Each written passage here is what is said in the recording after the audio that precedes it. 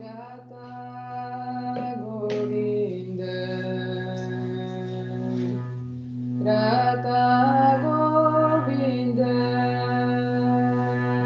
Govinda, Govinda, Radhe, Radha Govinda, Radha Govinda, Govinda, Govinda Radhe.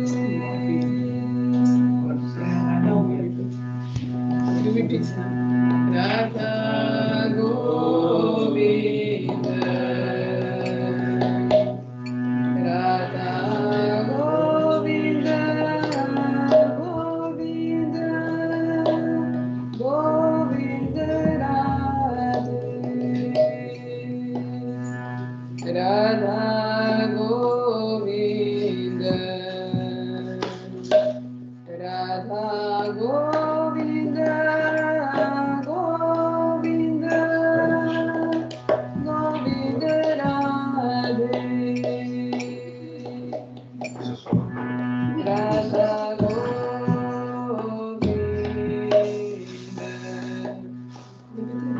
Radha Govinda, Govinda, Govinda Radhe. J'attends qu'il commence. Stop. Stop. Three. Radha Govinda, Govinda Radhe. Radha Govinda, Govinda Radhe. Oui, parce qu'on a des problèmes avec les voisins. Ah, okay. Juste, c'est pour ça, juste une seule karata, désolé. C'est pour ça, et on fait très très douce. Parce qu'il est très tôt en plus. Pas de soucis. Radha Govinda, Govinda Radhe. Radha Govinda, Govinda Radhe. Radha Govinda, Govinda Radhe. Radha Govinda, Govinda Radhe. Radha Govinda.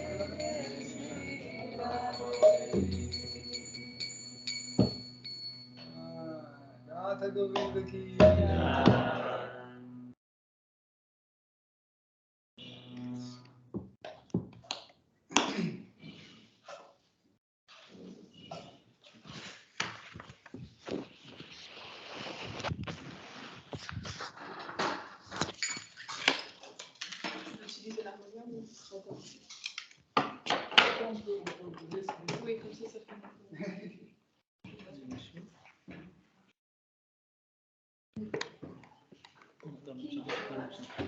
Но кто говорит только по-русски. Кто не понимает по-французски. Et lui, il a besoin de l'anglais. Bah, il comprend anglais, donc il nous faut quelqu'un qui traduit l'anglais. Madame, tu peux faire la traduction? Oui. Pour Marco et Sacha.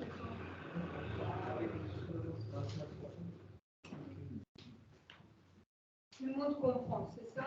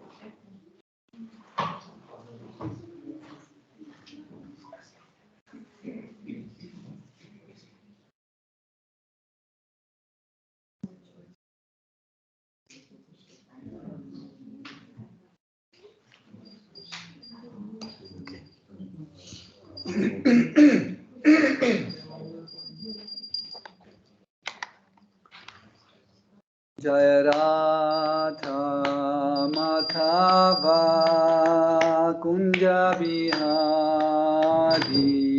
Jaya Radha Madhava Kunja Bihari Jaya Radha Madhava Kunja Bihari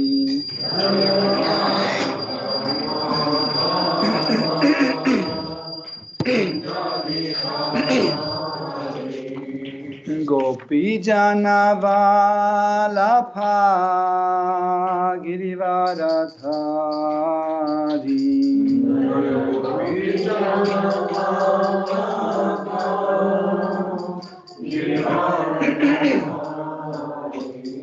Gopi Janavalabha Girivaradhari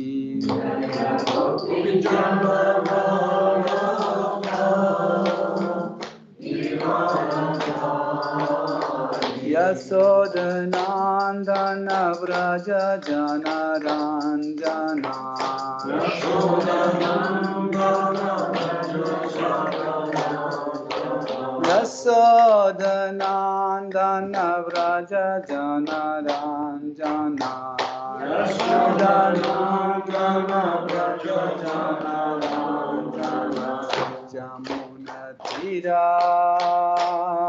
Vanachari Jamuna Tira Jamuna Tira Vanachari Jamuna Tira Vanachari Jaya Radha Madhava Kunja Bihari Jaya Radha Madhava Kunja Bihari Jaya Radha Madhava Kunja Bihari Jaya Radha Madhava Kunja Bihari Jai Shri Radha Govinda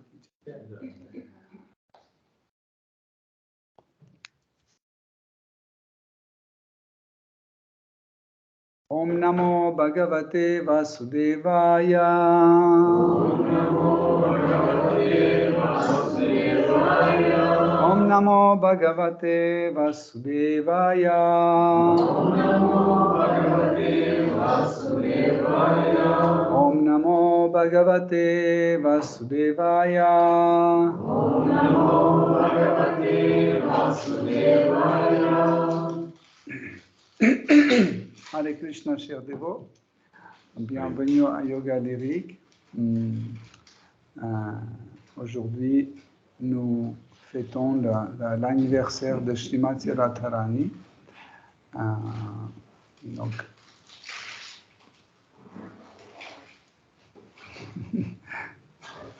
le bruit transcendantal. Donc,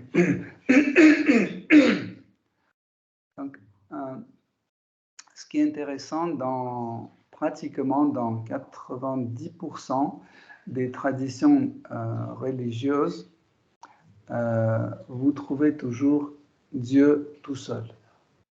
Donc, il est seul et il est adoré seul. Mais dans la tradition Vaishnava, Krishna de la personne suprême, adoré avec son éternelle épouse Srimati Radharani.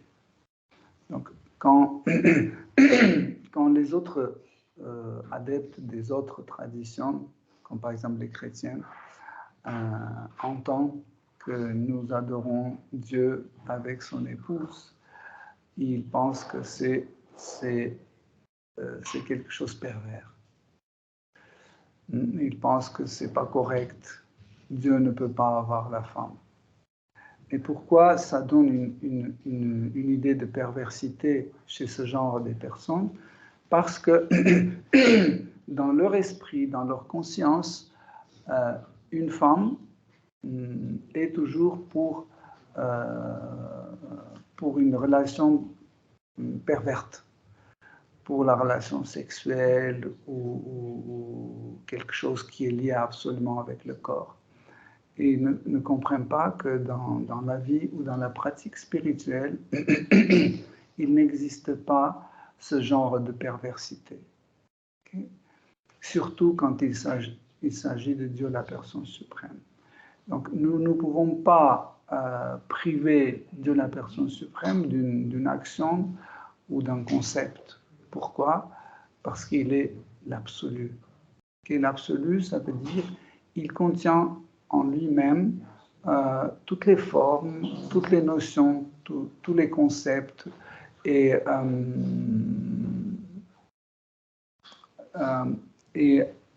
il englobe en fait toute l'existence. Donc on ne peut pas dire que Dieu, la personne suprême, ne peut pas avoir une femme. Parce que Dieu n'a pas les obligations. Souvent, nous pensons que Dieu a une obligation sur l'enregistrement. Ouais. Okay. Donc,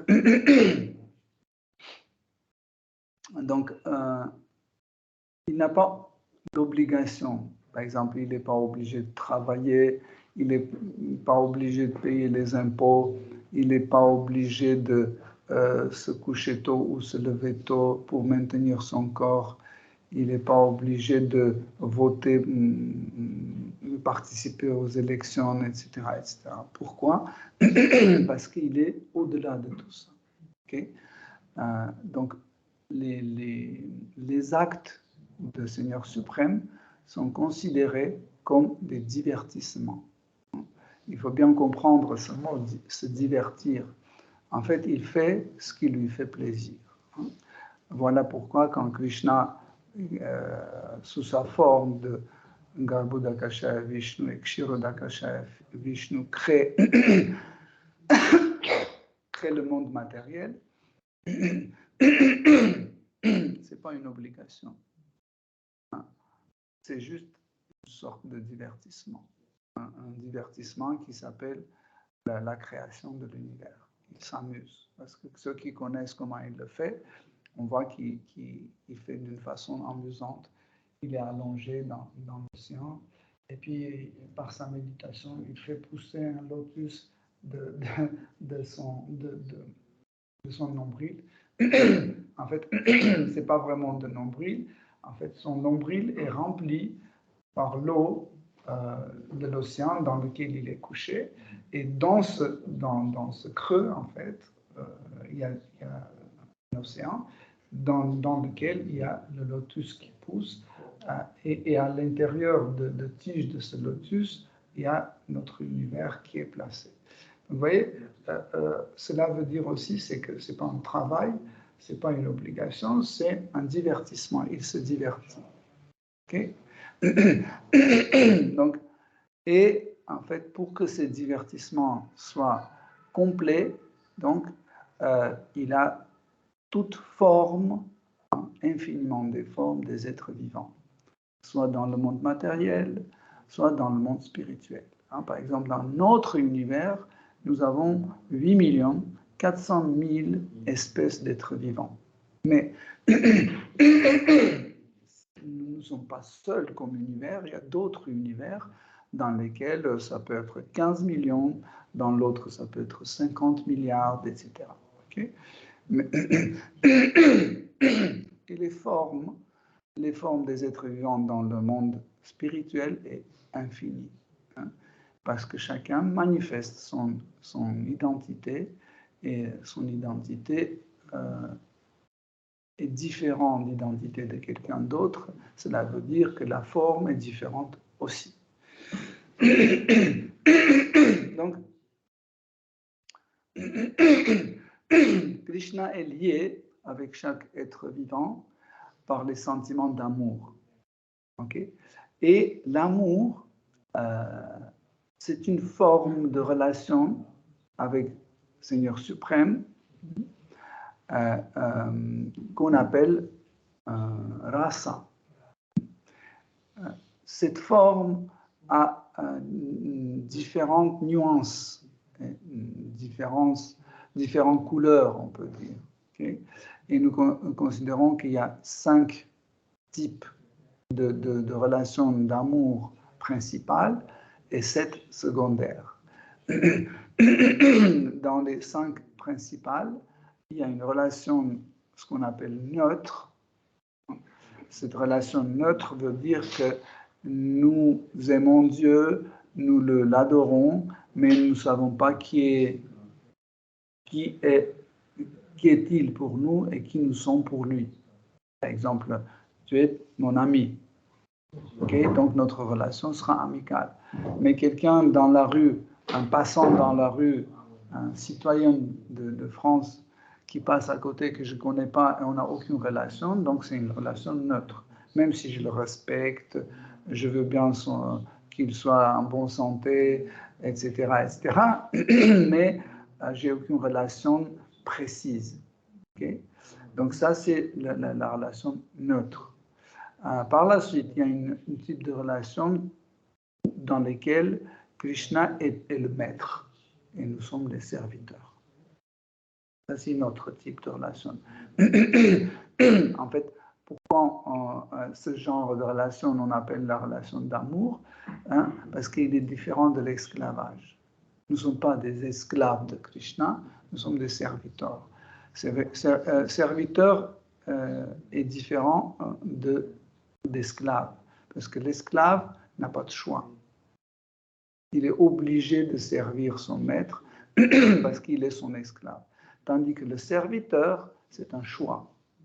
Nous choisissons notre maître, lequel on veut bien servir avec l'amour et dévotion. Okay? Donc ça, c'est aussi, quand on dit qu'on choisit parce qu'on l'aime. Ce choix, c'est le choix d'amour. Par la suite, il y a les relations amicales. Donc, cette relation amicale est une relation qui est difficilement est admise par les autres traditions spirituelles, car ils pensent que ouais, on ne peut pas mettre Dieu à notre niveau et nous ne pouvons pas nous mettre au niveau de Dieu. Ce n'est pas possible parce que les amis, normalement, ils doivent être ils doivent avoir les mêmes droits, la même position, sinon on ne peut pas faire l'amitié. Okay?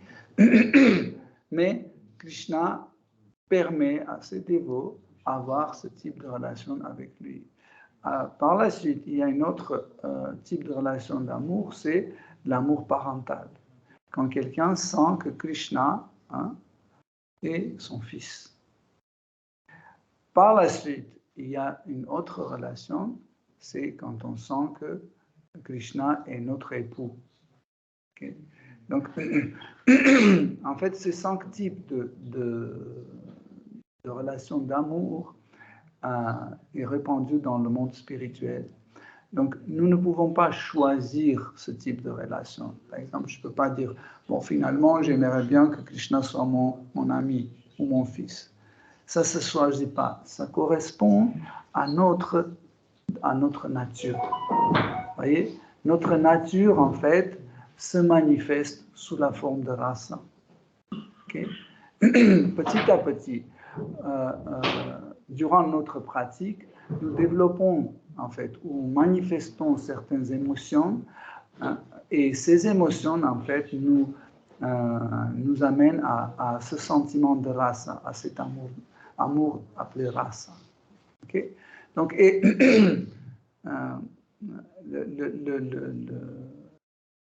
le rasa ou l'amour conjugal est considéré comme un rasa supérieur parce qu'il contient les éléments de tous les autres races. Ça, c'est vraiment extraordinaire. Et aussi, ce qui est intéressant, c'est que la plus belle forme de relation conjugale est la plus pleine satisfaction que Krishna reçoit, c'est dans la relation entre Radha et Krishna. Okay. Donc, qui est Radha? Juste dire que Radha est l'épouse éternelle de Shri Krishna, c'est pas suffisant. C'est pas suffisant et c'est pas compréhensible. Car Srimati Radharani accompagne Krishna partout. Partout. Où Krishna va, Srimati Radharani le suit. Quand Krishna se manifeste sous telle ou telle forme, Srimati Radharani prend la forme qui correspond à cette humeur pour mieux le servir. En fait, Bhakti ou service dévotionnel a une particularité. En fait, Bhakta, le serviteur de Dieu, il cherche toujours maintenir l'humeur de Seigneur suprême. Par exemple, si Krishna est dans telle ou telle humeur, son dévot essaie de le servir de telle sorte pour que cette humeur soit maintenue. Parce que chaque humeur fait plaisir à Krishna. Et en fait, nous devons remplir en fait, par les émotions de notre service, nous pouvons remplir en fait cette humeur avec des nuances. Okay? Donc, Srimati Radharani, elle est son éternelle épouse, mais elle a des...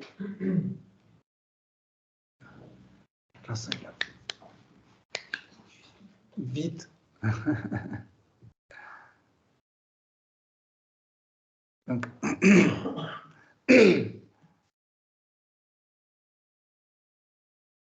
c'est pour que tout le monde profite dans le téléphone.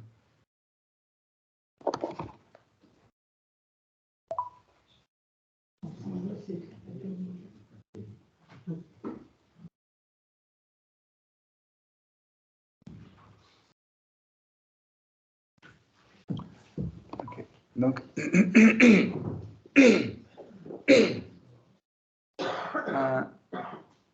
Krishna explique que en fait, lui et Radha, c'est une seule âme qui est manifestée dans 2 corps différents. Donc c'est très difficile à comprendre. Hein? C'est la sommet de la philosophie. C'est vraiment très difficile à comprendre. Par exemple, quand on dit une âme peut être manifestée dans plusieurs corps différents d'une façon simultanée, on peut comprendre. C'est plus facile. Mais ici, Krishna dit que je suis une seule âme manifestée dans deux corps différents. Donc, cela veut dire que vous ne pouvez pas séparer Radha de Krishna et Krishna de Radha. Les Shastras disent que on ne peut pas séparer Radha de Krishna comme on ne peut pas séparer la blancheur du lait du lait. Essayer d'enlever la blancheur du lait, c'est impossible. Donc, pareil, vous ne pouvez pas séparer Radha de Krishna. Même dans les histoires, sachez que même dans les histoires, quand vous lisez que Krishna a quitté Srimati Radharani, il est parti ailleurs, etc., c'est juste une vision. En réalité, Radha ne quitte pas. Elle rentre dans le cœur de Krishna, elle part avec. Okay? Krishna ne peut pas partir de Radha, c'est impossible. Pareil, Krishna ne peut pas se séparer de Radha parce que il est toujours présent dans le cœur de Radha. Donc, on a encore pour longtemps.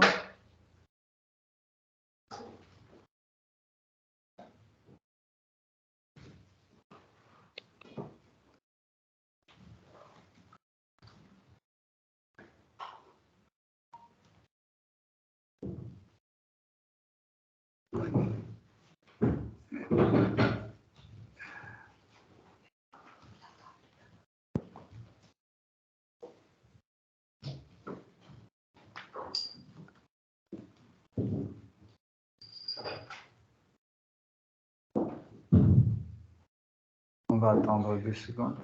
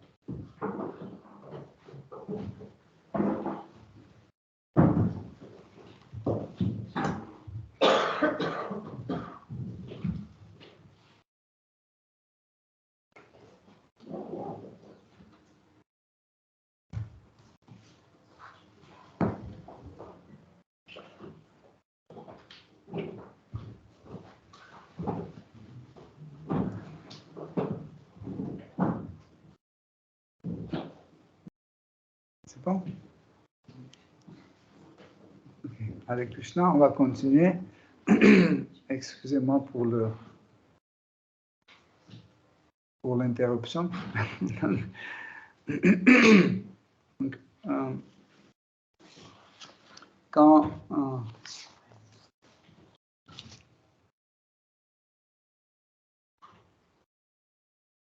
donc, Srimati Radharani est aussi une manifestation d'une énergie spéciale de Shri Krishna appelée Hladini Shakti. Hladini Shakti, c'est l'énergie de plaisir, de jouissance, de plaisir de Krishna. Et en fait, elle est manifestée du corps de Krishna pour toujours faire plaisir à Shri Krishna. Okay? Donc, Srimati Radharani a infiniment des qualités qui peuvent tout à fait entièrement satisfaire Shri Krishna. Et des fois, nous posons la question, dans ce cas, où est l'utilité de tant de gens, tant de personnes, tant d'êtres vivants? Quel est le sens d'avoir tant d'êtres vivants? Et il ne suffit pas juste d'avoir Radha et Krishna comme ça, ce sera parfait, complet, parce qu'elle peut satisfaire Krishna à 100%. Donc, quelle est l'utilité des autres êtres vivants?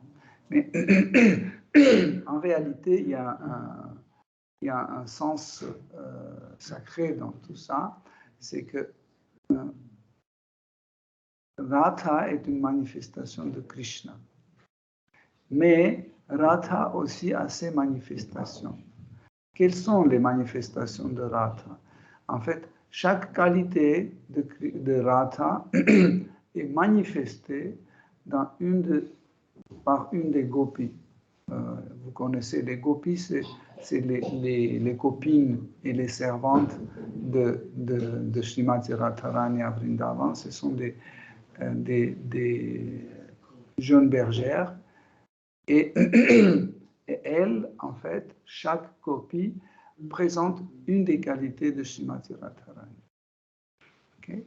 Et chaque gopi, à son tour, manifeste ses propres qualités, en fait, qui viennent des qualités de Srimati Radharani. Et il se manifeste sous les formes des autres gopis. Et elle manifeste à son tour autres gopis. Et comme ça, en fait, nous avons infiniment de types des gopis, des jeunes bergères à Vrindavan, qui servent et qui font l'entourage de Srimati Radharani. Mais car la diversité dans le monde spirituel est sans fin, donc à son tour, nous avons la manifestation des mêmes gopis à Dvaraka, à Mathura, en fait.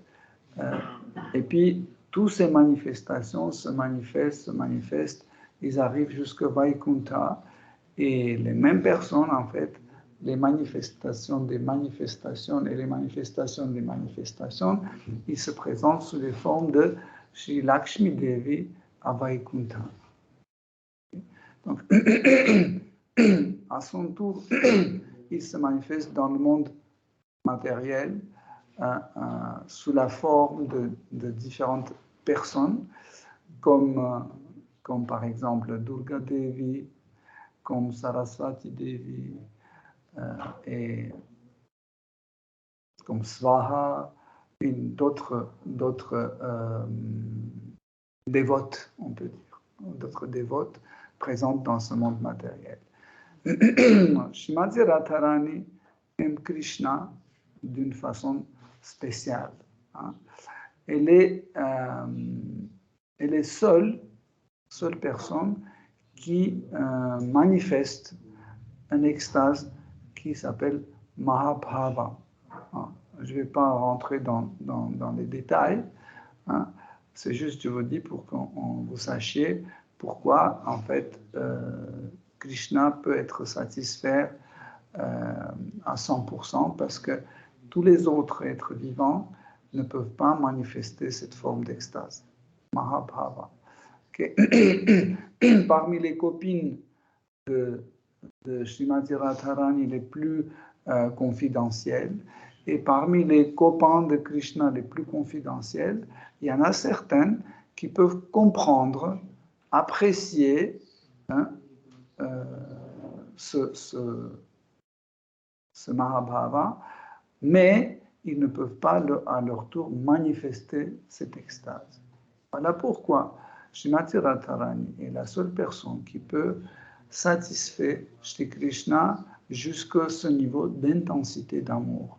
En fait, il y a différentes bhavas ou différentes formes d'extase, et parmi toutes ces extases, il y en a certaines qui sont plus denses, plus concentrées que les autres.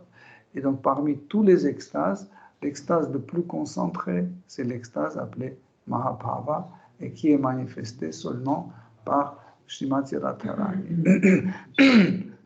En quelques mots, si je peux vous présenter cette extase, en fait, cette extase contient les sentiments des fois radicalement opposés. Des sentiments des fois radicalement opposés, mais qui sont dans l'état de avirudha bhava, dans l'état de compatibilité. Par exemple, dans le monde matériel, quand on déteste quelqu'un, on ne l'aime pas, n'est-ce pas? Ou quand on l'aime, on ne le déteste pas. Mais dans le monde spirituel, surtout dans cette forme d'extase, les bhavas ou les extases radicalement différents peuvent être savourés en un seul extase, dans une seule composition. Et dans cette extase, en fait, Radha aime Krishna, même, elle peut en même temps détester Krishna et en même temps aimer. Elle peut être en même temps triste et en même temps joyeuse. Elle peut être en même temps fatiguée et pleine d'énergie. Vous voyez, les extrémités en fait des choses se joignent dans cette extase de Mahabharata. Donc, c'est très difficile en fait, c'est très difficile d'imaginer. Tout ce que j'ai dit, c'est juste 1/1000 d'explication de ce bhava, mais juste pour que vous ayez une idée qui est Srimati Radharani. Srimati Radharani est très miséricordieuse. Quand elle voit un dévot sincère qui fait des efforts pour lui servir, pour servir Krishna, elle vient à l'aide. Par exemple, quand vous êtes en train de cuisiner et vous n'arrivez pas, il suffit de se souvenir de Srimati Radharani et tout de suite, elle arrive et elle vous aide à réussir dans votre préparation culinaire. Mais sachez qu'elle ne viendra pas si vous cuisinez pour vous, si vous cuisinez pour que votre gloire soit honorée, etc., elle ne viendra pas. Donc elle va venir quand elle voit que vous voulez absolument cuisiner pour satisfaire Krishna. Dans ces conditions-là, elle vient, elle vous aide. Même elle vous dit à quel moment il faut tourner le sabji, à quel moment, si vous avez oublié de mettre du sel, elle va vous rappeler qu'il faut mettre du sel. Elle intervient à chaque instant pour vous guider. Et en fait, quand on cuisine sous la guidance de Srimati Radharani, notre préparation n'est pas seulement réussite, mais aussi est très appréciée par Krishna.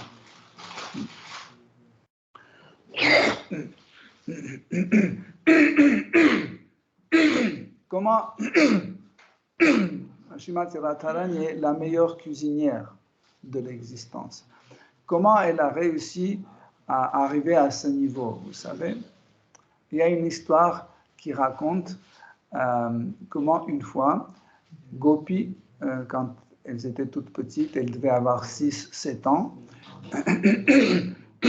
elles jouaient au bord de Yamuna, comme elle, toute petite comme ça. Comme Vanessa, toute petite comme ça. Elle jouait au bord de Yamuna et brusquement, il y avait Durvasa Muni qui est apparu devant elle.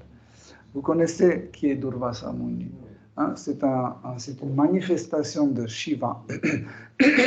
C'est un grand sage et une manifestation de Shiva, un grand transcendentaliste, mais il a une particularité. Quand on n'arrive pas à le satisfaire, il peut nous maudire. Il aime bien maudire les gens, mais ces malédictions sont toujours efficaces parce que ça devient une bénédiction. Et imaginez ce grand sage qui apparaît avec une barbe comme ça, avec l'air très sévère. Il apparaît devant ses petites filles et les filles ont peur tout de suite. Et il est arrivé, il dit « J'ai faim, je veux manger ». Elles ne savent pas quoi faire. elles disent oui, oui, oui, on ne va pas t'apporter à manger, mais il faut qu'on aille dans notre village pour chercher la nourriture. Mais Durvasa Muni dit non, je veux manger maintenant. Et ici, elles disent mais nous n'avons rien pour te proposer. Et Durvasa Muni n'écoute pas. Il dit je veux manger. Et les petites gopis se cachent dans les buissons, dans les herbes pour qu'ils ne les voient pas. Et Srimati Radharani se retrouve toute seule. Elle dit ok, je vais vous donner à manger, ne vous inquiétez pas. Elle se penche, elle prend la terre, l'argile, et elle commence à fabriquer des petits cookies, des petits biscuits de l'argile, comme ça. Elle prend une feuille de banane, elle met ces biscuits fabriqués à la base de l'argile, elle met sur la feuille de banane, et très humblement, elle la met, elle dit, Prabhu, voilà, je vous ai fait des biscuits, s'il vous plaît. Et Durvasa Muni, il prend les biscuits, il regarde comme ça, il mange, waouh! Il prend le deuxième, waouh! Après, il mange tout, même les petites miettes, il mange tout, et après, il lèche la feuille, c'est tellement bon. Il dit, ma fille, je te donne toutes mes bénédictions. Désormais, tout ce que tu vas cuisiner, ça sera pur nectar. Voilà, comme ça, depuis, Radharani cuisine, tout ce qu'elle cuisine, c'est pur nectar. Par exemple, chaque jour, elle cuisine pour Krishna le riz sucré. Okay? Dans le recette traditionnelle de riz sucré, on ajoute un peu de camphre. Et camphre, c'est une substance amère qui relève le goût de sucre. Okay? Et chaque fois, pour faire plaisir à Krishna, pour que le riz sucré soit plus sucré, elle met un peu plus de camphre. Et chaque jour, elle met encore plus de camphre. Et le riz devient de plus en plus sucré. Dans notre esprit, non, logiquement, si elle met plus de camphre, ça doit être immangeable, non? Parce que ça doit être plus en plus amer, mais non, ça devient plus en plus sucré. Parce qu'elle a cette qualité, en fait, de Madhurya Rasa. Une fois un grand dévot, un roi, a posé une question à un grand sage. Pourquoi Krishna est foncé comme ça? En fait, cette couleur, c'est pas vraiment noir. Hein. Cette couleur, c'est un bleu intense qui devient noir. Des fois, parmi les artistes, cette couleur est appelée indigo. Okay. En sanskrit, on appelle shyam. Donc, c'est une couleur qui contient toutes les couleurs. En fait, toutes les couleurs sortent de cette couleur de shyam. Okay. Et ce roi a posé cette question à ce sage. Il a dit, dis-moi pourquoi Krishna est de cette couleur. Et le sage a répondu, parce que Krishna est le roi de Madhurya Rasa. Okay? Donc Madhurya Rasa a cette couleur-là. Et si Krishna est le roi de Madhurya Rasa, de relations conjugales, donc Srimati Radharani est la reine de Madhurya Rasa. Donc, en réalité, tous les autres rasas proviennent de Madhurya Rasa. Et toutes les formes et tout type de relations qui existent, en fait, ils ont comme origine, ils ont Madhurya Rasa de Radha et de Krishna. Okay. Donc,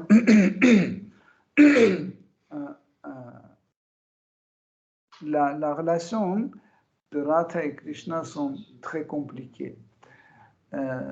Si vous voulez les comprendre, vous devez devenir de purs dévots. Mais pour devenir un pur dévot, il faut comprendre leurs relations.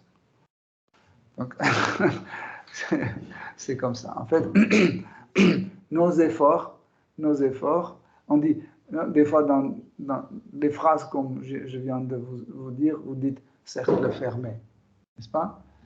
J'ai dit que pour comprendre Mathurya Rasa, qu'est-ce qu'il faut faire? Il faut devenir un pur dévot. Et pour devenir un pur dévot, il faut comprendre Mathurya Rasa. Ok? Donc un cercle fermé, mais cercle fermé comme un roue.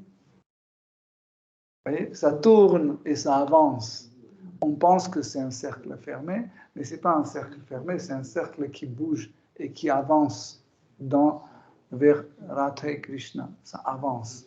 Comme ça, nous commençons petit à petit à comprendre en fait qu'est-ce que c'est la meilleure relation. Et ce qui est intéressant, nous devons toujours apprendre sur les meilleurs exemples, pas sur les mauvais exemples. On doit apprendre sur les meilleurs exemples, sur les exemples qui n'ont pas de tâches. Les exemples nirmala, ça veut dire ils n'ont pas taché, ils n'ont pas sali, pur, sur l'exemple pur. Okay? Et sur l'exemple de relation entre Radha et Krishna, nous pouvons en fait comprendre notre relation, nos propres relations. Et cette particularité de cette relation entre Radha et Krishna a des mouvements comme chez un serpent. Vous voyez comment le serpent bouge comme ça. C'est toujours, il y a le haut, il y a le bas. Il y a le haut, il y a le bas. Et pourquoi? Parce que leurs relations changent chaque instant. Ils peuvent être très doux l'un avec l'autre, très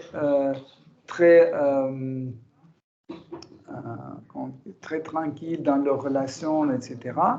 Et 5 minutes après, ils peuvent s'engueuler ou se disputer. Après, ils peuvent de nouveau devenir gentils, s'embrasser, etc. Et 5 minutes après, ils peuvent se quitter. Ils peuvent quitter l'un l'autre. Donc, Krishnadas Kaviraj Goswami, Rupa Goswami, ils expliquent en général les relations entre un garçon et une fille doivent être comme ça. Donc, si vous êtes un couple et vous avez toujours ce mouvement dans vos relations, il faut les prendre comme quelque chose de tout à fait normal. Si vous pensez que c'est anormal,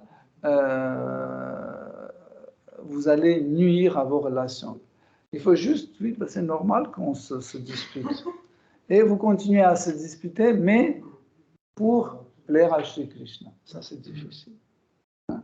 Vous devez vous disputer qui va faire plus de service pour Krishna. Ça, c'est quelque chose qui va vous avancer plus. Mais c'est tout à fait normal. Pourquoi? Parce que la relation conjugale contient ça.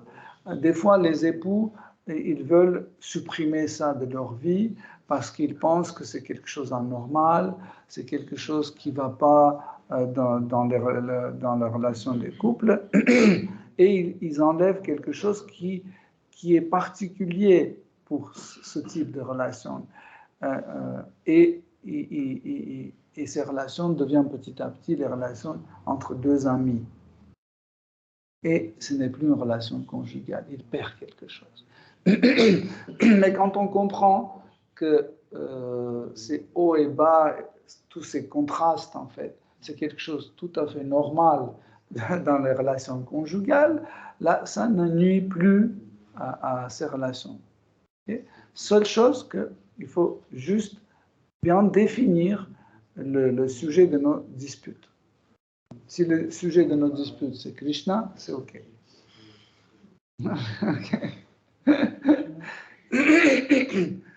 Sachez, quand Radha et Krishna se disputent, qui est le sujet de leur dispute? C'est toujours Krishna. Pas Radha, c'est toujours Krishna. Tout est à cause de Krishna. Quand il y a quelque chose qui ne va pas, c'est toujours à cause de Krishna.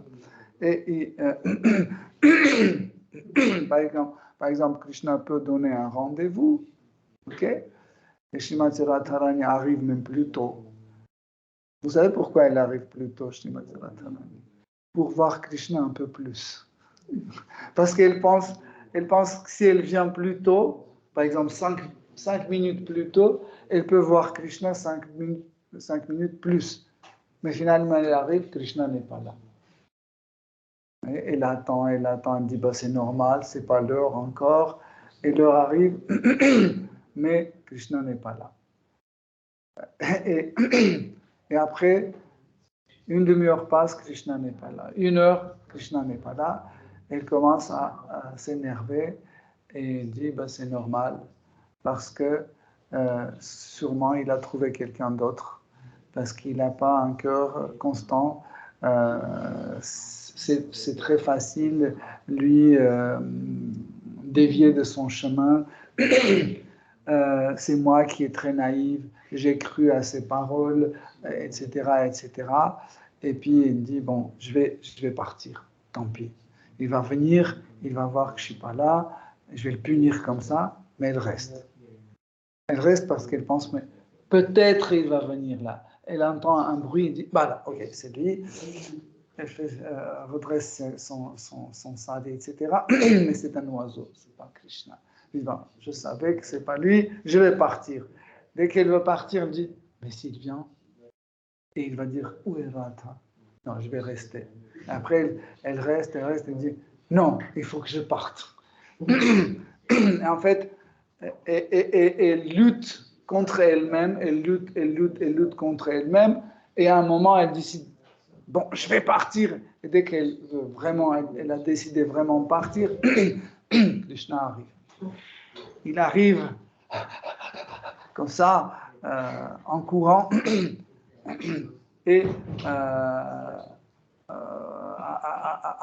complètement avec les vêtements un peu comme ça, vous voyez, et il y a des traces de kunkuma d'une autre gopi sur elle, sur lui.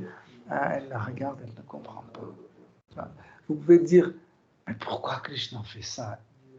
Exprès, parce que quand Srimati Radharani rentre en colère, elle est tellement belle. Et pour voir la beauté de Srimati Radharani en colère, il doit créer une situation. Par exemple, il arrive avec des traces de bisous d'autres gopis. Et tout de suite, la colère remonte tout de suite, n'est-ce pas? Et elle devient tellement belle. En fait, Srimati Radharani manifeste différents types de la beauté. Hein? Beauté humble, beauté dans la colère, beauté d'une déception. Hein? Vous entendez ça la première fois. Hein? Vous ne pouvez pas imaginer que la beauté peut être de différentes sortes. Hein? Par exemple, la beauté de déception, vous pouvez imaginer qu'est-ce que c'est extraordinaire. Hein? Ou la beauté de regret. Hein?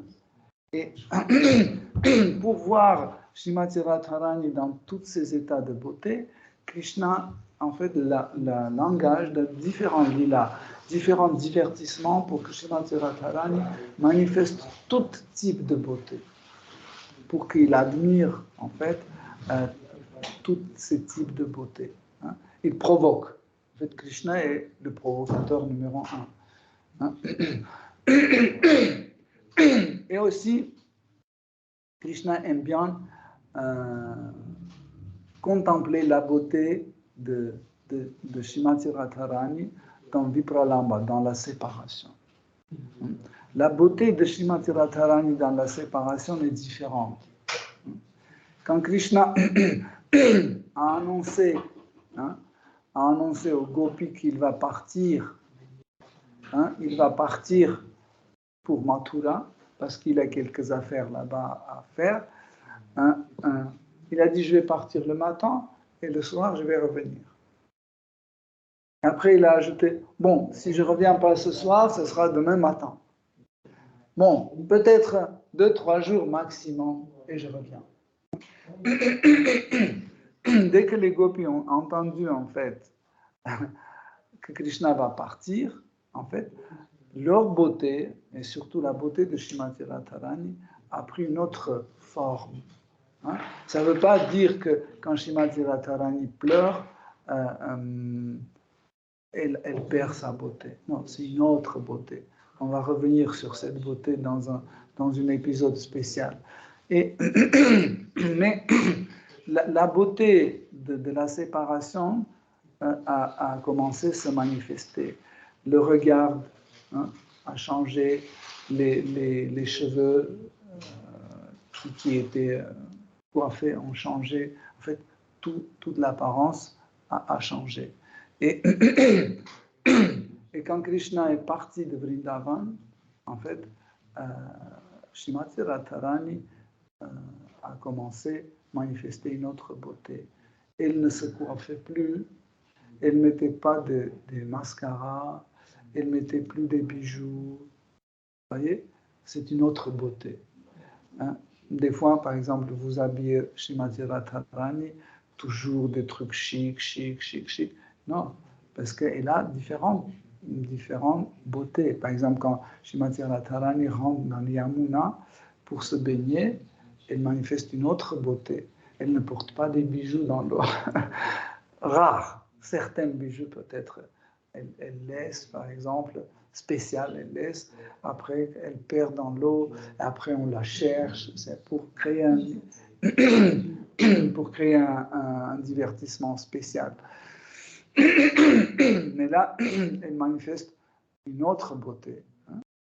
Et en fait, tous les habitants de Vrindavan, ils sont beaux. Et ils ont tous trempé dans la beauté de séparation. Okay? Mais Krishna est appelé Jiva Prana. Jiva Prana veut dire, le nom complet, c'est Sarva Jiva Prana. C'est le prana, l'air vital de tous les êtres vivants. En fait, c'est grâce à la présence de Krishna que nous existons. Et donc, Krishna est prana pour chaque jiva, c'est l'air vital. Quand l'air vital est arrêté dans notre corps, nous mourrons. Okay? Et quand Krishna est parti de Vrindavan, les habitants de Vraj, ils étaient dans l'état de mourir. Okay? Mais pourquoi ils ne mouraient pas? Parce que dans leurs oreilles est restée la phrase de Krishna. Je vais revenir. Peut-être ce soir, peut-être demain, bref, dans quelques jours, je serai là. Et ces quelques jours ont duré 100 ans.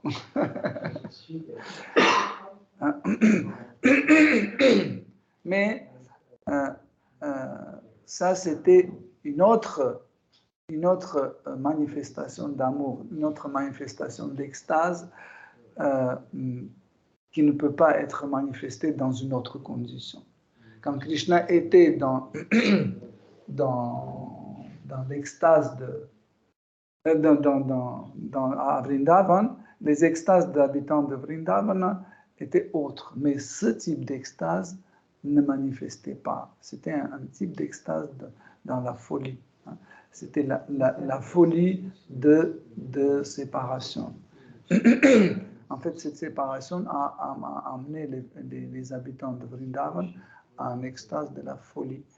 Donc, Krishna ne peut pas quitter Vrindavan.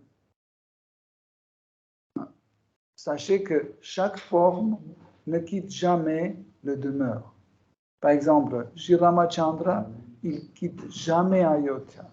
Par exemple, quand on voit dans l'histoire que Sri Ramachandra, il quitte Ayodhya en exil, n'est-ce pas? On dit, ben voilà, il a quitté. Non, il ne quitte pas.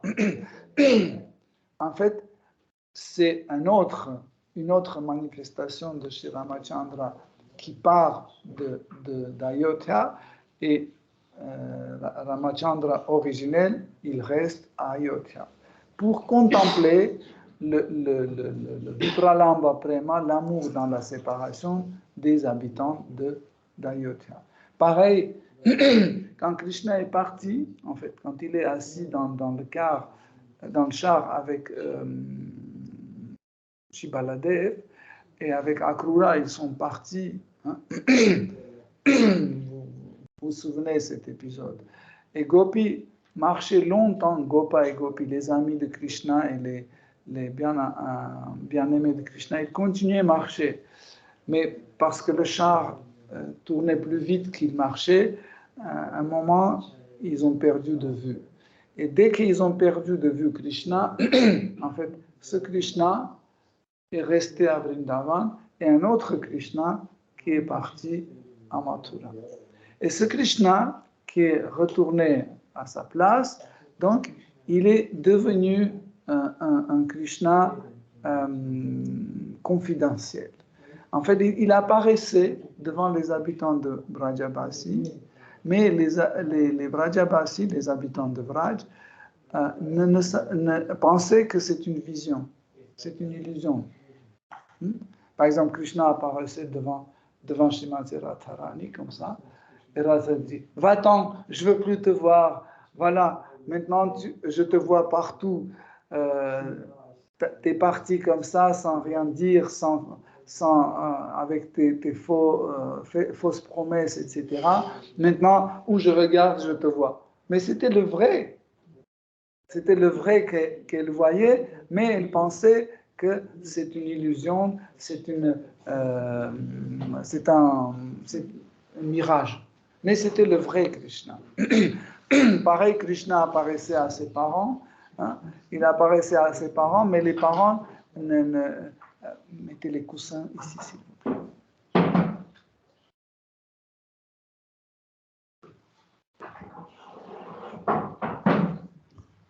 C'est bon, c'est bon. Donc, mais les parents pensaient que c'est une vision, c'est pas le vrai Krishna. Voyez? Et en fait, pendant 100 ans, Krishna était présent à Vraj et il contemplait en fait l'amour dans la séparation de ses dévots. Il y a les divertissements dans ce qu'on appelle Sambhoga, c'est les rencontres, ce qu'on utilise quand Krishna rencontre les gopis, et Vipralambha quand on est séparé. Mais quand on parle des autres habitants de Vrindavan, on n'utilise pas ces deux termes. On dit on utilise d'autres mots. Parce que la séparation des gopis avec Krishna est différente de séparation avec Krishna des autres habitants. C'est pas la même nature, c'est un peu différent. Hein. Je ne veux pas trop rentrer parce que le temps avance. Et en fait, mais Krishna qui est parti de Vrindavan, il pensait toujours à Srimati Radharani et à tous les habitants de Vraj. Okay? Et une fois, il a envoyé son ami et serviteur très proche, Uttava, qui lui ressemble complètement, comme deux gouttes d'eau. Même la couleur ressemble beaucoup à Krishna. Il a appelé Uttava et dit je veux bien que tu ailles à Vrindavan pour apaiser la douleur de séparation de mes proches à Vrindavan. Et surtout, je veux bien que tu apaises le cœur de Srimati Radharani. Et qu'est-ce qui s'est passé? Krishna a donné tous ses accessoires à Uttava. Même il lui a donné sa pierre Kaustubha, il lui a passé sa flûte, son dhoti jaune, sa guirlande, toutes les boucles d'oreilles sous la forme de requins. Et quand Uddhava a mis tous ses accessoires sur lui-même, on pouvait dire que c'est Krishna. S'il vient ici, tout le monde va dire « Ah, c'est Krishna », mais ce n'était pas Krishna, c'est Uddhava. Mais quand Uddhava est venu à Vrindavan, de loin, tout le monde a pensé que c'est Krishna. Mais dès qu'il est approché, tout de suite, ils ont compris que ce n'est pas Krishna. Vous savez comment ils ont compris que ce n'est pas Krishna? Parce qu'extérieurement, tous les détails étaient pareils que Krishna. Mais c'est quoi qui a dit que ce n'est pas Krishna? C'est le sentiment qu'ils ont eu. Parce que quand ils ont vu Uddhava, ils ont dit, mais pourquoi on n'a pas ce sentiment habituel qui apparaît quand on voit Krishna? Donc tout de suite, ils ont compris que ce n'est pas Krishna. Vous voyez? Pour nous, on va dire, c'est Krishna. Parce que tous les éléments, tous les détails sont là, mais parce que nous n'avons pas encore ce sentiment, nous n'avons pas ce rati qui apparaît en nous, donc on va dire, oui, ça ressemble, c'est lui, ça doit être lui. Mais et Gopi, et Gopa, et les parents de Krishna, ils ont tout de suite compris que ce n'est pas Krishna. Pourquoi? Parce que ce sentiment habituel qu'ils ont quand Krishna est à côté, ils n'ont pas eu ça. Et ils ont dit, qui es-tu? Pourquoi tu es venu? Et pourquoi tu ressembles aussi à Krishna? Pourquoi tu as tous ces accessoires? Parce que, en fait, Uddhava venait à Vrindavan la première fois. Il ne connaissait pas qui sont Vrajabasi. Et Krishna a arrangé ça exprès pour que Uddhava voie le sommet de la dévotion des habitants de Vrindavan. Et ce qui est intéressant, c'est que Krishna était tellement ému que Uddhava voulait aller le voir. Krishna est lié avec chaque être vivant, lié par ses sentiments. C'est pour ça que dès que nous sentons quelque chose, Krishna est au courant tout de suite. C'est pas la peine qu'on aille lui dire, tu sais, je regrette, ou tu sais, je suis triste. Non, il sait tout de suite. Dès qu'on est triste, il sent cette tristesse, parce qu'il est lié. En temps réel, il sent tout. Okay? Et quand il a senti les sentiments de Uddhava, il est devenu aussi tellement ému qu'il a quitté Mathura et il est rentré dans le cœur de Uddhava pour parler avec les gopis, avec la bouche de Uddhava. Et en ce moment-là, les gopis ne savaient pas qu'est-ce qui se passe. Ils ont compris que Uddhava, ce n'est pas Krishna, mais à un moment, ils ne comprenaient pourquoi Krishna est revenu. Comment il est revenu. Donc, ça, c'est des nuances, en fait, qu'on peut discuter, raconter, méditer pendant très, très longtemps. Et ce qui est intéressant, c'est que quand les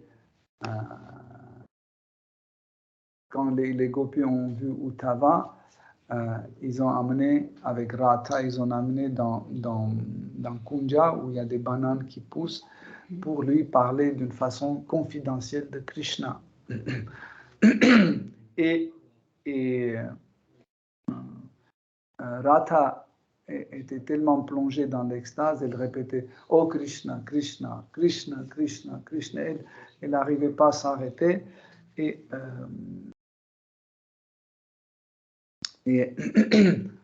quand elle observait Uddhava, Uddhava ressemblait tellement à Krishna, Uddhava rappelait tellement Krishna qu'elle a rendu ses hommages à Uddhava. Et Uddhava, à son tour, il a commencé à tourner autour de Srimati Radharani. Et quand il tournait, il il a commencé à glorifier Radha d'une façon assez spéciale. C'est un peu long, mais c'est très intéressant. Je vais les... Bien. Donc, Uddhava, imaginez Uddhava qui tourne autour de Srimati Radharani et il voit la beauté de Srimati Radharani de toutes ses facettes. Parce que Srimati Radharani est belle partout, c'est pas juste de devant. Elle est belle de profil, de trois quarts, de son dos, elle est belle partout. Donc, et Uddhava, il tournait autour de Srimati Radharani et il admirait sa beauté et il a glorifié de cette façon. Shri Krishna est Seigneur suprême. Ô Radha, et toi, t'es son éternelle épouse. Shri Krishna se divertit avec ses divertissements transcendantaux et toi, à côté de lui, tu participes à tous ces divertissements. Shri Krishna est Narayana et toi, tu es la déesse Lakshmi. Quand Krishna se manifeste comme Seigneur Brahma, tu te manifestes comme Sarasvati Devi. Quand Krishna devient Shiva, tu deviens Parvati. Quand Krishna est le père de 4 Kumars, tu prends la forme de 4 Védas. Quand Krishna devient Shivaraha, Shivaraha c'est la forme de Krishna sous la forme d'un sanglier. Vépre. Quand tu prends la forme de Shivaraha, d'un sanglier transcendantal, toi tu prends la forme de la terre. Quand Krishna se manifeste comme Narayana Rishi, toi, tu te manifestes sous la forme de Shanti, qui a apporté la paix à tous les êtres vivants. Quand Krishna est Kapila, toi, tu es la perfection mystique. Tu te manifestes comme la perfection mystique. Quand Krishna est Dattatreya, le roi de tous les sages, toi, tu deviens la perfection de la connaissance transcendantale. Krishna est l'incarnation de sacrifice, tu es Dakshina. Quand Krishna est Urukrama, tu es Jayanti. Quand Krishna est le roi Prithu, tu es la déesse Archi. Quand Krishna est venu comme Matsya Avatara pour tuer Shankasura, tu es venu comme les 4 Védas. Quand Krishna est venu pendant le barattage de l'océan de lait, comme Kurma Avatara, tu es devenu Vasuki. Vasuki, c'est un serpent le plus long de cet univers. Et quand les demi-dieux et les démons voulaient obtenir le nectar de l'océan de lait, ils devaient faire tourner la montagne Mandara pour barater l'océan de lait, pour faire sortir le nectar. Et ils avaient besoin d'une corde. Vous savez, on met une corde, et quand on tire comme ça, en fait, le truc qui tourne, et comme ça, il y a le barattage. Et ils ont pris comme corde, ils ont pris le serpent Vasuki. Donc, au moment quand Krishna est venu comme Kurma Avatar, c'est la forme de Krishna d'une tortue. Une tortue, et à ce moment-là, Srimati Radharani est rentrée dans le corps de serpent Vasuki. Donc, elle était présente et elle participait à ces divertissements. Quand Krishna est arrivé comme Jamvantari, en fait, Jamvantari, c'est l'apparition de Krishna dans le même lila de baratage de l'océan du lait qui a apporté le nectar. Hein? Toi, tu es devenu le nectar même. Okay? Donc, quand Krishna est venu sous la forme d'Anvantari Avatara, et il tenait dans sa main dans ses mains, il tenait le nectar. Ce nectar était la manifestation de Srimati Radharani. En fait, ce nectar dont longévité et en fait il nous guérit de tout type de maladie. Donc ça a aussi un sens sacré, c'est que ceux qui suivent les traces de Srimati Radharani, ils vont avoir toujours la bonne santé et ils vont vivre éternellement. Donc c'est pour ça que quand Dhanvantari est amené, il a donné Radha à tout le monde. Okay? Donc, quand Krishna est devenu Mohini, toi, tu es devenu Mohini aussi. Là, c'est assez important. Ça, c'est assez important à savoir. C'est que dans ce lit-là, en fait, ceux qui connaissent ce lit-là, le baratage de l'océan de lait, Krishna s'est manifesté plusieurs fois à la fois. Il s'est manifesté comme Kshirodakasha Vishnu, comme Kurma Avatara, comme Dhanvantari Avatara, comme Shiva. Donc il y a plusieurs manifestations de Krishna qui jouent dans le même divertissement, qui sont présentes dans le même divertissement. Et encore une autre manifestation de Krishna dans le même divertissement, c'est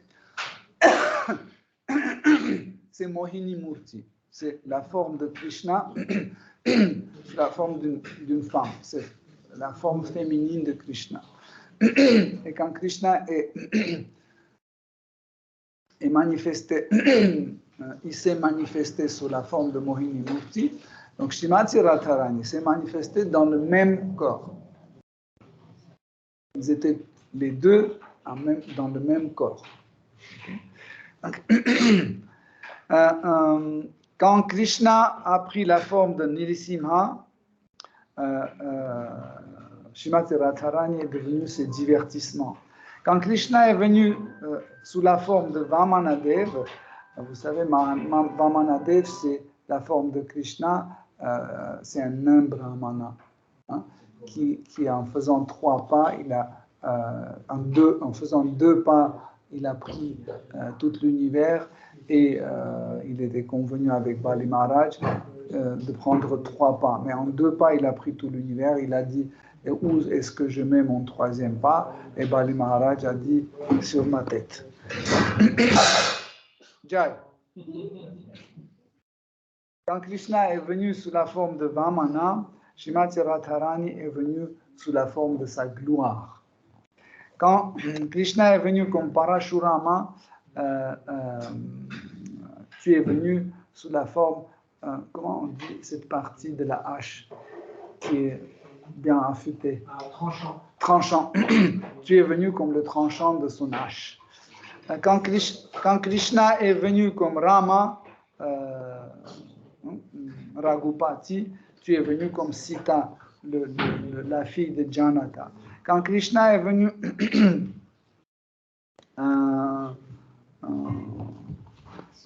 quand Krishna est venu sous la forme de Vyasa et il a écrit Vedanta Sutra, tu es devenu les commentaires,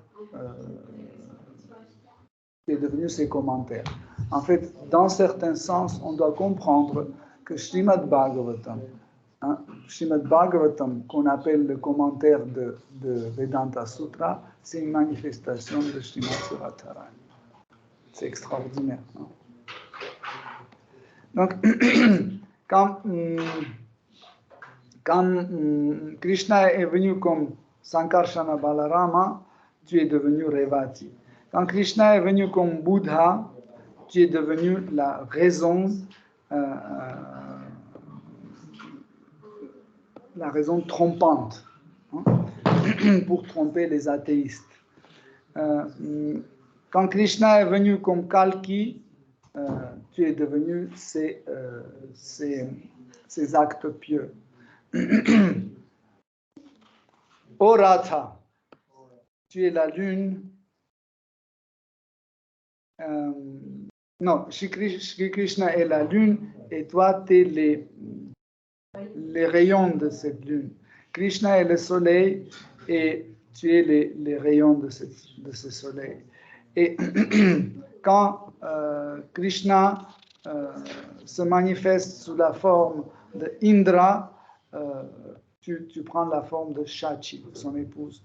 Quand Krishna devient le feu, tu deviens la flamme de ce feu. Quand Krishna devient Kuvera, tu deviens la reine de sa richesse. Quand Krishna est l'océan de lait, tu es les vagues blanches de cet océan. Quand Seigneur Hari prend telle ou telle apparence, tu le suis et tu le suis partout. Quand Krishna prend la forme de Brahman impersonnel et de Vishvarupa, tu deviens aussi Vishvarupa ou Brahman impersonnel. Mais maintenant, lui, il est le roi de Vraj et tu es venu comme la reine de Vraj pour donner la satisfaction et le bonheur à ses dévots. Donc Krishna est de la personne suprême et toi, tu es la manifestation de ce divertissement et tu es l'énergie qui fait aboutir tous ces désirs. Et avec toute mon humilité, je te rends mes hommages. Par la suite, en fait, Uddhava a donné une lettre à Srimati Radharani que Krishna a écrit exprès pour elle. En fait, quand Uddhava devait partir à Vrindavan, est-ce que vous pouvez ouvrir un peu la porte, s'il vous plaît? Encore un peu. Voilà, comme ça. Merci. Donc, quand Uddhava devait partir à Vrindavan, Krishna lui a confié des lettres. Les lettres pour ses parents, pour ses amis, etc. Et aussi, il a écrit une lettre adressée à toutes les gopis. Il a écrit une lettre spéciale pour Srimati Radharani. Et à chaque groupe de gopis, il a écrit une lettre.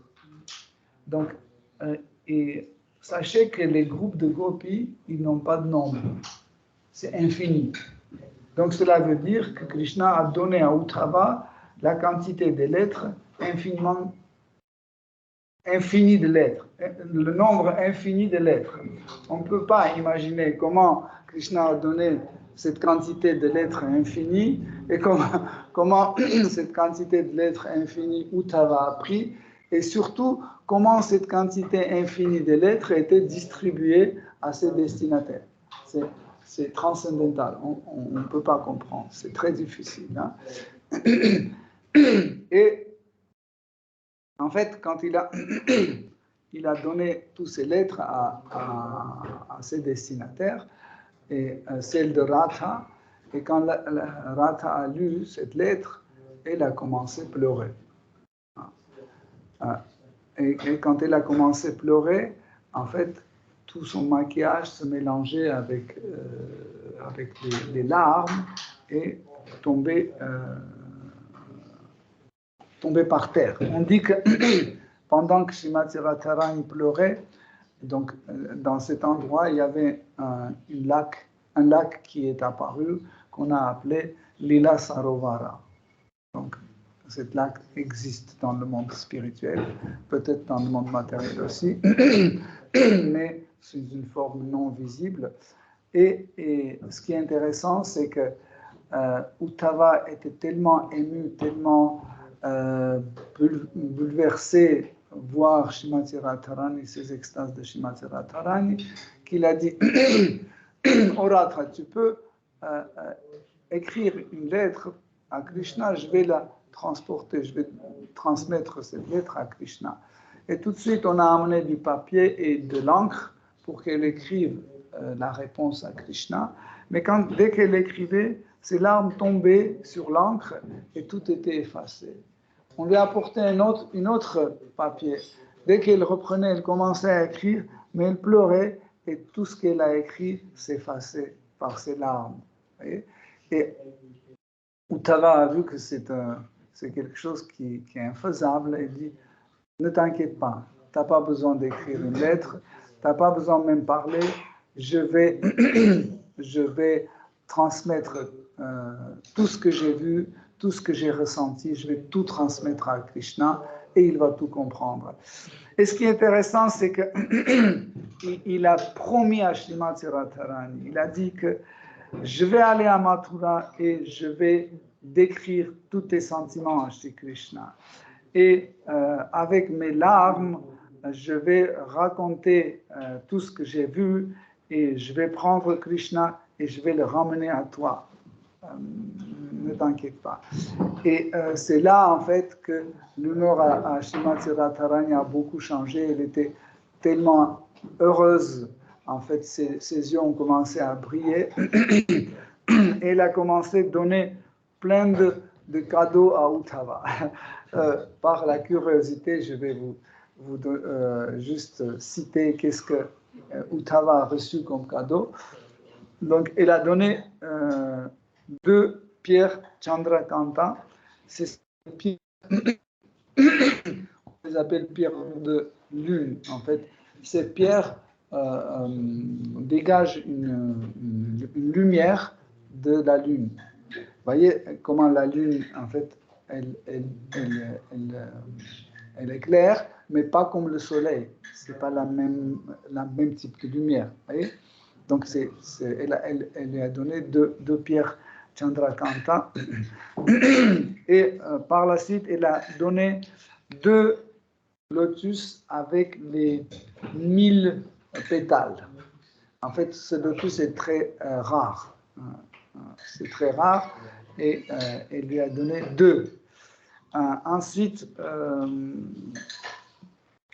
elle a donné un parasol radiant, 2 chamaras qui étaient manifestés par les pensées à Krishna. Là, j'aimerais bien vous expliquer, en fait. Quand Srimati Radharani est rentrée, ou quand elle rentre dans certaines extases, elle peut manifester certains êtres vivants, en fait, qui font partie de tel ou tel divertissement. Et quand Srimati Radharani méditait sur Krishna, elle a vu qu'il y a des mouches et des abeilles qui tournent autour de Krishna et qui lui dérangent. Et elle devait... Vous savez qu'est-ce que c'est Chamara? C'est un truc comme ça, avec des... comment ça s'appelle? C'est pas des poils sur le mouton, c'est quoi? On dit la laine. Voilà. En fait, c'est la laine des yak. Bref. Et avec lesquels on agit comme ça pour chasser des mouches, etc.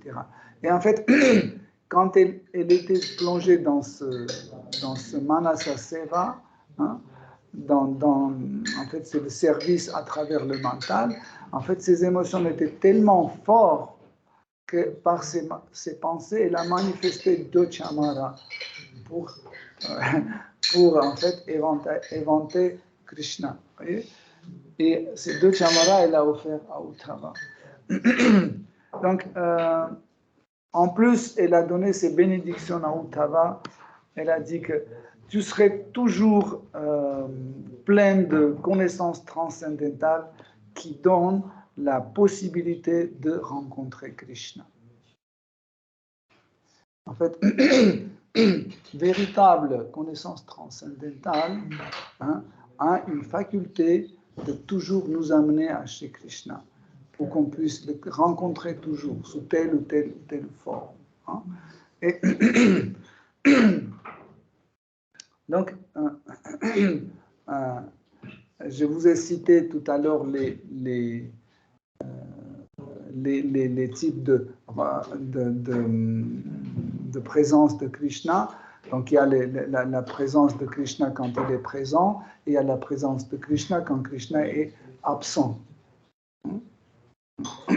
Donc, il y a Utkantita et Viyoga. Utkantita, c'est la séparation avec Krishna avant qu'on rencontre Krishna. Ça veut dire que Krishna n'est pas là, mais on va le rencontrer. Ça s'appelle Utkantita Ayoga. Et deuxième, c'est Viyoga. Viyoga, c'est l'absence de Krishna après l'avoir rencontré. Donc, c'est deux types de l'absence de Krishna, mais celui qui est plein de connaissances transcendantales, en fait, son intellect, sa conscience transcendantale, lui permet de la rencontrer tout le temps, même quand Krishna est absent. Donc, en fait, cette absence, c'est une forme de présence de Krishna. Okay? Donc, et ici, Srimati Radharani donne ces bénédictions pour que Uddhava soit plein de cette connaissance. Par la suite, elle a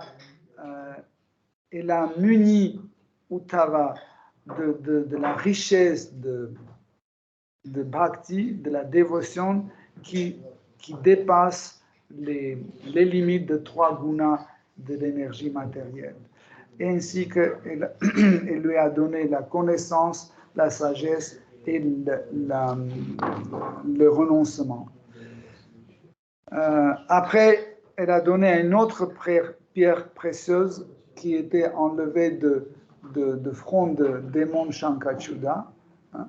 Donc, quand démon Shankachuda passait à côté de l'endroit où les gopis dansaient avec Krishna, il a vu des filles, parce que c'est un démon, tout de suite il était agité par sa conscience et il a voulu rentrer sur cette mandala, sur cette arène de Rasa Lila, danse Rasa Lila, pour danser avec les gopis et s'amuser.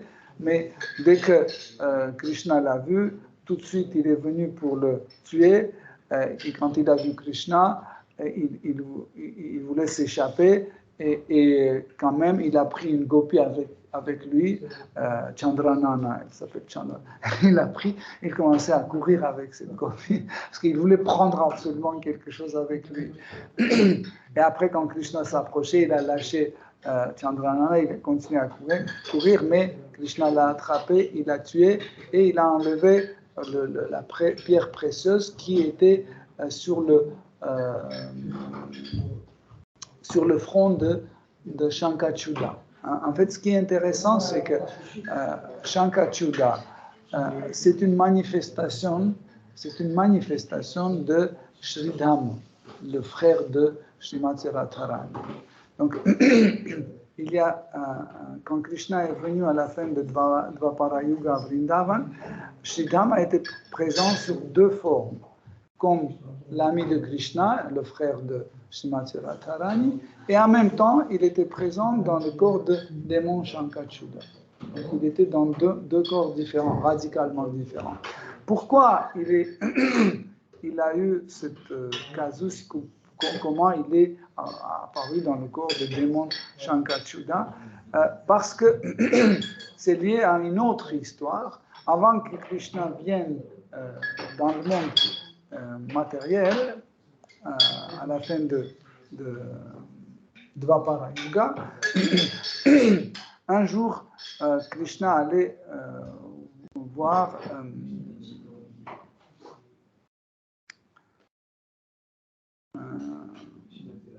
non.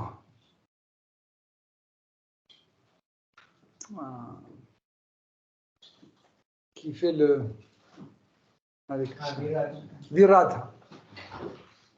Non, Viraja, pardon. il est allé voir Viraja. En fait, Viraja, c'est une bien-aimée de Shri Krishna. En fait, c'est une manifestation de l'énergie de la séparation. C'est Viraja qui sépare le monde matériel du monde spirituel. Et ce qui est intéressant, c'est que Viraja est devenu la cause pour séparer Radha et Krishna pendant 100 ans. Donc, Krishna a commencé, il est allé voir Viraja, il a commencé à danser avec Viraja. Quand il a dansé avec Viraja, une des gopis a vu qu'il danse avec Viraja et elle est allée et elle a tout dénoncé à... il y a les coussins ici, si vous voulez vous asseoir. Venez. Donc quand Srimati Radharani a su que Krishna il danse avec Viraja, elle était très en colère. Qu'est-ce qu'elle a fait? Immédiatement, elle a pris tous les gopis, elle se dirigeait vers le bosquet où habite Viraja. Mais les gopis sont très gentils, mais quand il s'agit des moments ou des épisodes comme ça, elles deviennent très agressives. Et ils ont pris les bâtons, les pierres, etc., pour aller et expliquer à Viraja quels sont.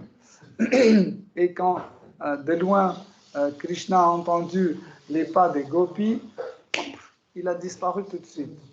Et Viraja est restée seule. Et quand elle est restée seule, elle a eu peur des gopis et tout de suite elle a pris une autre forme parce que Viraja a aussi un autre corps, elle a un corps de rivière. Tout de suite elle a pris la forme de rivière et quand les gopis sont venus, Krishna n'est pas là, Viraja n'est pas là. Et très, très en colère, Srimati Radharani est rentrée dans son bosquet. Et le temps passe et Krishna veut aller voir Srimati Radharani, mais elle est très fâchée, elle ne veut pas la recevoir. Et bien sûr, à ce moment-là, Krishna s'adresse toujours à Vishaka. Vishaka, c'est une gopi qui est assez proche à Krishna. En fait, elle fait toujours intermédiaire entre Radha et Krishna. Par exemple, Lalita, elle défend toujours 100% Radha. Elle dit toujours Krishna est coupable, Radha est bon, toujours. Mais Vishaka a une attitude assez différente. Elle essaie de toujours trouver les astuces pour que tous les deux, Radha et Krishna, n'ont pas de problèmes, pour arranger les choses, etc. Et quand Krishna perd en fait sa position favorable vers Srimati Radharani, il va voir Vishaka. Et Vishaka commence à l'instruire. Il dit, alors comme ça, quand tu vas y aller, tu vas t'approcher lentement, tu vas baisser ta tête comme ça, tu vas dire avec une voix tremblante, bon, quelques larmes, ça sera très bien.